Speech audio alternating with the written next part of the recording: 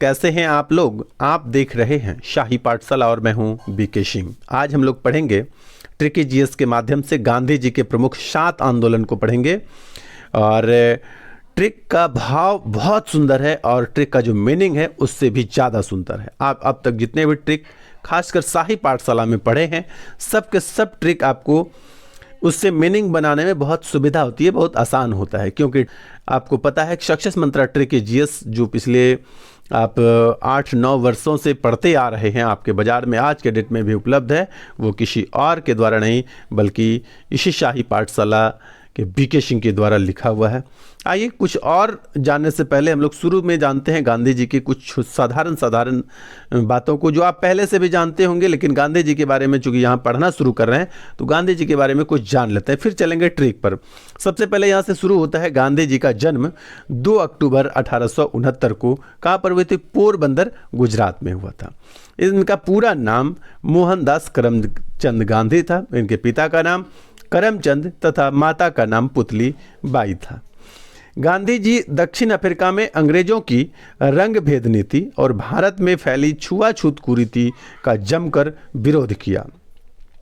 गांधी जी की कुछ चुनिंदा बातें हम आपके समक्ष रख रहे हैं, थोड़ा गौर कीजिएगा। चूंकि ये गांधी जी की जो बातें हैं ये सबके जीवन में सदाचार लाने के लिए बहुत अच्छी है और इसे अमल करने की ज़रूरत है। सबसे पहली है, जो हम सोचते हैं वही हम बन जाते हैं। यानी आप जो भी सोचते हैं आप वही बन जाते हैं, इसलिए आप हमेशा अच्छा सोचें, आप निश्चित रूप से अच्छा बनेंगे। उनके दूसरी बातें हैं, ईमानदारी से ना कहना बेईमानी से हाँ कहने से कहीं बेहतर है। क्या हुआ कि ईमानदारी से आप ना कह दीजिए, ये ठीक है, लेकिन बेईमानी से हाँ किसी को नहीं कहिए, ये ठीक नहीं है। ये बातें हैं गांधी जी की दूसरी। हालांकि और भी बहुत सारी बातें हैं, लेकिन यहाँ पर जो बातें हैं मैं उतनी बातों को ही आपसे शेयर कर रहा हूँ। तीसरी बातें हैं, सद्भावना से किया गया प्रत्येक कार्य आपको खुशी देगी। ठीक है, सद्भावना से किया गया प्रत्येक कार्य आपको खुशी देगी।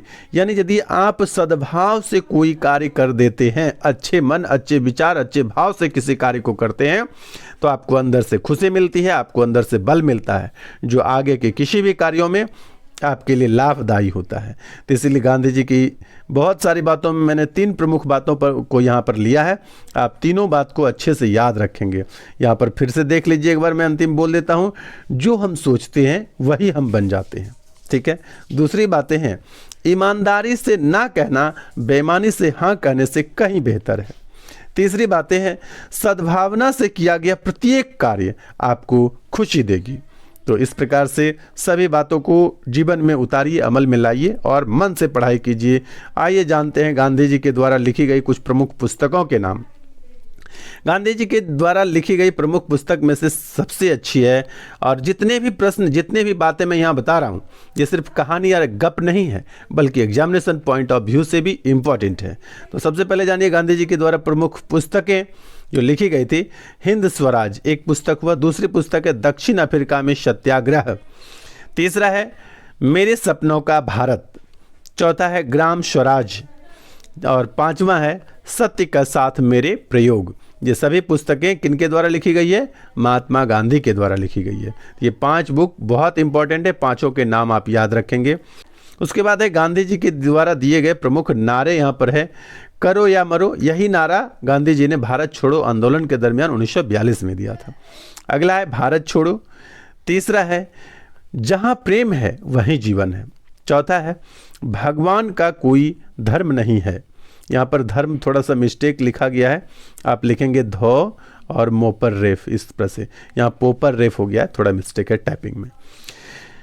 अगला है जहाँ पवित्रता है वहीं निर्भयता है, जहाँ पवित्रता है वहीं निर्भयता है। फिर अगला है किसी से मेहरबानी मांगना अपनी आज़ादी बेचना है। यानी आप किसी से मेहरबानी नहीं मांगिए, आप यदि मेहरबानी किसी से मांगते हैं यानी आप अपनी आज़ादी, आप अपनी स्वतंत्रता को बेच रहे हैं। अच्छा, आइए कुछ और महत्वपूर्ण बातें जानते हैं। यहाँ पर लिखा हुआ है महात्मा गांधी को मिली उपाधियाँ। तो महात्मा गांधी को कौन कौन सी उपाधि मिली थी, इस बात को जानते हैं। सबसे पहले महात्मा गांधी को रविंद्रनाथ टैगोर ने महात्मा कहा था। महात्मा गांधी को महात्मा किसने कहा था? तो रविंद्रनाथ टैगोर ने। उसके बाद दूसरी बातें हैं, राष्ट्रपिता किसने कहा? तो सुभाष चंद्र बोस ने महात्मा गांधी को सर्वप्रथम राष्ट्रपिता कहा था। उसके बाद अंतिम है, महात्मा गांधी को बापू किसने कहा? इस बात पर आपको बहुत कंफ्यूजन हो सकता है, क्योंकि बहुत जगह आपको मिल जाएगा कि महात्मा गांधी को बापू जो है सुभाष चंद्र बोस ने कहा, लेकिन ये जब आप ईस्वी वार देखेंगे तो यहाँ पर 1942 में सुभाष चंद्र बोस ने बापू कहा, ये प्रमाण मिलेगा। जबकि उससे और भी डीप आप अलग अलग पुस्तक की पढ़ाई करेंगे तो आपको मिलेगा कि जब गांधी जी चंपारण आए थे, बिहार आए थे, तो वहाँ पर क्या था कि एक किसान ने उनको खत लिखा था, और ये 1917 की बात है, उसमें बापू कह के उनको संबोधित किया गया था। ये कोई और नहीं, राजकुमार शुक्ल थे, जिन्होंने बिहार के चंपारण से उनको खत लिखकर उनको बिहार आने का निमंत्रण दिया था, वहीं से इनको बापू कहा जाता है। यानी बापू सर्वप्रथम राजकुमार शुक्ल ने किया था महात्मा गांधी जी को। आइए और आगे बढ़ते हैं, और फाइनल अब आएंगे हम लोग ट्रिक पर, जिसका इंतजार था। आइए सामने ट्रिक है, और ट्रिक बहुत ज़बरदस्त है। आइए सबसे पहले महात्मा गांधी के 7 प्रमुख आंदोलन को हम लोग जानेंगे यहाँ से ट्रिक के माध्यम से। ट्रिक के भाव को आप बढ़िया से सुनिए, मैं यहाँ पर बोलता हूँ। ट्रिक है, चंपा खड़ी मिल में खिला नन को सब भारत छोड़ो। आप मेरे साथ शब्दों को दोहराएंगे, और आप जब 2 4 5 7 बार बोलेंगे तो आपको ये क्रम में, रिदम में हो जाएगा, और जब ये ट्रिक रिदम में आपके होठों पर सज जाएगा तो निश्चित रूप से आपको बहुत अच्छा लगने लगेगा। और ट्रिक अच्छा लगने के लिए नहीं, बल्कि याद करने के लिए मैंने बनाया है। चंपा खड़ी मील में खिला नन को सब भारत छोड़ो। आइए इसके मीनिंग को समझते हैं। सबसे पहला शब्द है चंपा। चंपा का मतलब हुआ चंपारण, यानी चंपारण सत्याग्रह या चंपारण आंदोलन के नाम से हम इसको जानते हैं। ठीक है। दूसरा वर्ड है खड़ी। खड़ी का मतलब क्या हुआ? खेड़ा आंदोलन। खड़ी मतलब खेड़ा, खेड़ा आंदोलन हुआ था। सबके बारे में थोड़ा डिटेल में करूंगा, अभी पहले मीनिंग समझ लीजिए। अब मील में, तीसरा वर्ड है मील में। मील में का मतलब हुआ मील मजदूर। मील में मतलब मील मजदूर। ठीक है। खिला का मतलब हुआ खिलाफत आंदोलन। खिला का मतलब क्या हुआ? खिलाफत आंदोलन। नन को मतलब क्या हुआ? Non cooperative movement. नन को मतलब क्या हुआ? Non cooperative movement. अच्छा, नन कोऑपरेटिव मूवमेंट को हिंदी में क्या कहते हैं? असहयोग आंदोलन। असहयोग आंदोलन। ठीक है। नन कोऑपरेटिव मूवमेंट, नन को। सब का मतलब क्या हुआ? सविनय अवज्ञा आंदोलन। सब का मतलब क्या हुआ? सविनय अवज्ञा आंदोलन। अब भारत छोड़ो का मतलब भारत छोड़ो आंदोलन। ठीक है। आइए इसके बारे में थोड़ी और जानकारी ले लेते हैं। यहाँ पर मैं एक बार फिर से ट्रिक बोल देता हूं, और सबके बारे में थोड़ा डिटेल करूंगा। सब डिटेल बहुत इंपॉर्टेंट है। तो आइए ट्रिक जानते हैं। चंपा खड़ी मिल में खिला नन को सब भारत छोड़ो। सबसे पहले चंपारण सत्याग्रह को जानते हैं कि भारत में सत्याग्रह का सर्वप्रथम प्रयोग गांधी जी ने बिहार के चंपारण जिले में आकर किया था, और ये समय था सन 1917, जब राजकुमार शुक्ल के निमंत्रण पर लखनऊ अधिवेशन में राजकुमार शुक्ल ने गांधी जी से भेंट करके उनको भारत आने का निमंत्रण दिया था। भारत में समस्या थी कि यहाँ के जमींदारों के द्वारा या अंग्रेजों के द्वारा उनको जबरन नील की खेती करने पर मजबूर किया जाता था। यहाँ के किसानों की स्थिति दयनीय थी। इस बात पर गांधी जी का ध्यान खींचने के लिए राजकुमार शुक्ल ने उन्होंने बिहार बुलाया, और चंपारण से गांधी जी का पहला सत्याग्रह का प्रयोग सफल रहा। तो ये हो गया आपका चंपा मतलब चंपारण सत्याग्रह या चंपारण आंदोलन। दूसरा, एक वर्ष के बाद यानी अगले वर्ष 1918 में खेड़ा का आंदोलन होता है। खेड़ा के आंदोलन में क्या होता है कि खेड़ा एक गांव का नाम है जो गुजरात में पड़ता है। इस आंदोलन में की शुरुआत जो है क्या होता है कि वहां अकाल पड़ता है, और अकाल पड़ने के बाद जमींदार या अंग्रेज जो है वहां के कर घटाने के लिए तैयार नहीं था, तो कर के विरुद्ध यह आंदोलन था। ठीक है। उसके बाद 18 में ही एक और मिल मजदूरों के द्वारा आंदोलन किया गया, तो मिल मजदूर का आंदोलन इसको नाम गया। इसका नेतृत्व भी गांधी जी ने किया था। उसके बाद 17, 18, उसके बाद 19 में आंदोलन होता है। 19 में क्या हुआ? खिला मतलब खिलाफत आंदोलन। खिलाफत आंदोलन क्या होता है कि प्रथम विश्व युद्ध के बाद खलीफा और तुर्क साम्राज्य पर अपमानजनक कार्यवाही के विरुद्ध यह आंदोलन की शुरुआत हुई थी। क्या हुआ? भारत के मुस्लिमों के साथ मिलकर गांधी जी ने इस आंदोलन का नेतृत्व किया था। लेकिन खिलाफत आंदोलन जब धीरे धीरे ठंडा पड़ने लगा, कमजोर पड़ने लगा, तो इन्हीं जो खिलाफत आंदोलन में जितने सदस्य थे, इन्हीं सदस्य के साथ मिलकर और कुछ नए सदस्य को जोड़ के उन्होंने क्या किया? एक नया आंदोलन आंदोलन छेड़ा, उस आंदोलन का नाम था, यानी 1919 के बाद क्या हुआ, 1920 में नॉन कोऑपरेटिव मूवमेंट यानी असहयोग आंदोलन की शुरुआत की। ठीक है, सभी आंदोलन क्रम से चल रहा है, 1917 में, 1918 में, 1918 में, 1919 में, 1920 में। नॉन कोऑपरेटिव मूवमेंट यानी असहयोग आंदोलन। असहयोग आंदोलन क्या था कि जालियांवाला बाग हत्याकांड जो हुआ था उसके खिलाफ में इस आंदोलन की शुरुआत की गई थी। ठीक है, लेकिन जब इससे भी सफलता गांधी जी को नहीं मिलने लगा तो उन्होंने सोचा कि कैसे छोड़ें, तो फिर इसी बीच में क्या हुआ, एक चौरी चौरा कांड हो गया, और चौरी चौरा घटना से दुखी होकर गांधी जी ने असहयोग आंदोलन को स्थगित कर दिया। गांधी जी समझ गए कि आंदोलन करने से कुछ नहीं होगा। देखिए लगातार चलते जा रहा था आंदोलन, और अब क्या हुआ कि 1920 के बाद थम गया, तो डायरेक्ट 1930 में एक आंदोलन की शुरुआत हुई। ये जो सविनय अवज्ञा आंदोलन है, सब ट्रिक में ये सब आया है, सब सा मतलब सविनय अवज्ञा आंदोलन।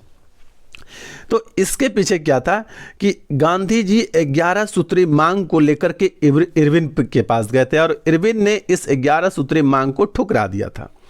और 11 सूत्री मांग को जब इरविन ने ठुकरा दिया तो गांधी जी ने क्या किया, साबरमती आश्रम से 12 मार्च, कब हुआ था, 12 मार्च 1930 को उन्होंने अपने सभी सहयोगियों के साथ वहाँ से क्या किया, दांडी के लिए एक यात्रा शुरू की, जिसको कहते हैं दांडी यात्रा। तो 24 दिन, दांडी यात्रा कब तक हुआ था, 24 दिन की ये यात्रा थी। जब 12 मार्च में 24 दिन जोड़ेंगे ना तो ये 6 अप्रैल हो जाएगा।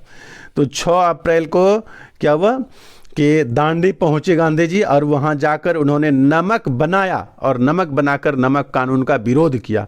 नमक कानून में था कि भारतीय नमक नहीं बना सकता है, तो उन्होंने नमक कानून का विरोध किया, और यहीं से सविनय अवज्ञा आंदोलन की शुरुआत की। तो आपसे प्रश्न आएगा कि सविनय अवज्ञा आंदोलन की शुरुआत कब हुई, तो यही 6 अप्रैल, और छूट गया, तो 6 अप्रैल 1930 को आपका सविनय अवज्ञा आंदोलन की शुरुआत हुई थी। यह भी प्रश्न में आता है कि कितने दिनों तक यात्रा हुआ था, 24 दिन का यात्रा हुआ था। इसकी शुरुआत कब हुई थी, 12 मार्च 1930 को हुई थी। तो सभी आपके लिए एक एक प्रश्न है। उसके बाद जब भारत छोड़ो आंदोलन की बात होती है, सविनय अवज्ञा आंदोलन से भी ज़्यादा कुछ हुआ नहीं। उसके बाद उन्होंने फिर से आंदोलन करना छोड़ दिया। 10 साल के बाद ये किया था, तो अब इस बार 12 वर्ष के बाद फिर से आंदोलन करने का उनमें विचार आया, और इस बार का आंदोलन जो था वो बहुत भयानक था। तो इस बार आंदोलन का नाम भी था भारत छोड़ो आंदोलन।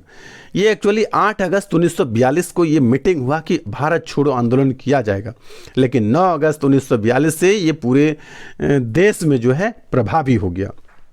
और इसी आंदोलन के दरमियान गांधी जी ने एक नारा दिया था। क्या नारा दिया था, करो या मरो, यानी जो करना है करो या फिर मरो। यानी ये गांधी जी का जो था एक फाइनल मूवमेंट आंदोलन था। ठीक है, तो ये हम लोग एक ट्रिक के माध्यम से सभी आंदोलन को एक जगह पढ़े हैं, और जितने भी ट्रिक शाही पाठशाला के द्वारा आपको दिया जाता है सब के सब बहुत इंपॉर्टेंट होता है, क्योंकि ये मतलब उस प्रकार के क्वेश्चन को लेकर के बनाते ही नहीं है जो यूजेबल ना हो या उसको कम महत्व दिया जाए। जो इम्पोर्टेंट प्रश्न होता है उसी बातों पर मंथन करके ट्रिक तैयार किया जाता है। इसलिए जब भी ट्रिक आए आप निश्चित रूप से उसे पूरा का पूरा सुनिए, देखिए और समझिए। मैं यहाँ पर एक स्क्रीनशॉट लेने के लिए आप लोगों को खाली जगह कर देता हूँ। आप इसका स्क्रीनशॉट लेकर के अपने मोबाइल में रखिए। जब कभी भी इच्छा हो एक बार इस मूवमेंट से रिलेटेड इसको पढ़ लीजिए। ठीक है, एक बार मैं लास्ट में फिर से ट्रिक पढ़ देता हूँ। चंपा खड़ी मील में खिला नन को सब भारत छोड़ो। चंपा का मतलब चंपारण आंदोलन, खड़ी मतलब खेड़ा आंदोलन, मील में मतलब मील मजदूरों का आंदोलन, खिला मतलब खिलाफत आंदोलन, नन को मतलब नन कोऑपरेटिव मूवमेंट जिसका हिंदी होता है असहयोग आंदोलन, सब मतलब सविनय अवज्ञा आंदोलन, भारत छोड़ो का मतलब भारत छोड़ो आंदोलन।